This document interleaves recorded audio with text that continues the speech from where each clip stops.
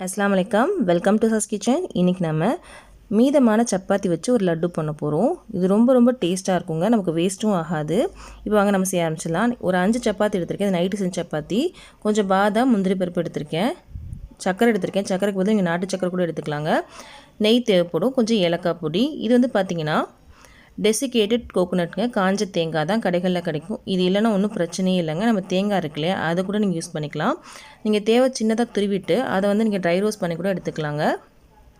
இப்போது நான் சக்கரை எடுத்துக்கிறதுனால நான் மிக்சியில் போட்டு அரைச்சிக்கிறேன் நீங்கள் நாட்டு சக்கரை எடுத்திருந்தாலும் லைட்டாக விப் பண்ணி எடுத்துக்கோங்க அரைச்சிட்டேன் இதை வந்து ஒரு பெரிய பவுலுக்கு மாற்றிக்கலாம் நாட்டு சக்கரை சேர்த்தாலும் ரொம்பவே டேஸ்ட்டாக இருக்குங்க இப்போது இதே மிக்ஸி ஜார்லேயே இந்த சப்பாத்தியை சின்ன சின்னதாக பிச்சு போட்டுக்கலாங்க எல்லா சப்பாத்தியும் நான் பிச்சிட்டேன் நான் 2 பேட்சாக அரைக்க போகிறேன் ஸோ இது வந்து அரைக்கணும் ஒரு ரவை மாதிரி அரைச்சிட்டு வந்துடலாம் லைட்டாக விப் பண்ணி எடுத்திங்கனாலே எங்களுக்கு வந்துடும் இங்கே பார்த்தீங்களா ஒரு ரவை மாதிரி தான் அரைச்சிட்டு வந்திருக்கேன் இந்த மாதிரி தான் அரைக்கணும் விப் பண்ணிங்கன்னா உங்களுக்கு கரெக்டாக வந்துடும் 2-3 தான் விப் பண்ணிங்கன்னா உங்களுக்கு கரெக்டாக வந்துடும் இதுக்கப்புறம் நம்ம சக்கரை சேர்த்துருந்தோம் இல்லையா அதே போலுக்கு மாற்றிக்கலாங்க சக்கரை ஜாஸ்தின்னு நினைக்காதீங்க கரெக்டாக இருக்கும் ஒரு 5 சப்பாத்தின்னும் போது இந்த மாதிரி கரெக்டாக இருக்கும் இதையும் அரைச்சிட்டு வந்துட்டேன் இதையும் நம்ம சேர்த்துடலாம் இது அடுப்பு பக்கமே போக வேண்டாங்க ரொம்ப ஈஸிங்க இந்த சக்கரையும் இந்த சப்பாத்தியும் நல்லா கலந்து விட்டாச்சு இப்போது நம்ம ஏலக்காய் பொடி சேர்த்துடலாங்க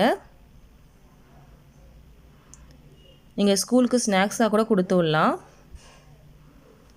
எல்லாத்தையும் நல்லா கலந்து விடலாம் கலந்து விட்டாச்சு இப்போது நான் தேங்காய் சேர்க்குறேன்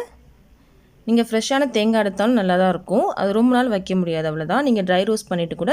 நீங்கள் வந்து எடுத்துக்கலாங்க நீங்கள் சீக்கிரமே காலி பண்ணிடுவீங்க அப்படின்னா நீங்கள் ஃப்ரெஷ்ஷான தேங்காய் கூட நீங்கள் எடுத்துக்கலாம் இதையும் நல்லா கலந்து விடலாம் இந்த லட்டு ரொம்ப ஈஸியும் கூட ரொம்ப டேஸ்ட்டாகவும் இருக்கும் டிஃப்ரெண்ட்டாகவும் இருக்குங்க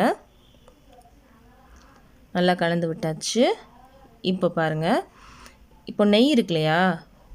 ஒரு 3 ஸ்பூன் அளவுக்கு நான் சேர்த்துருக்கேன் இது 1 டேபிள் ஸ்பூனுங்க 3 டேபிள் ஸ்பூன் அளவுக்கு நெய் சேர்த்துருக்கேன்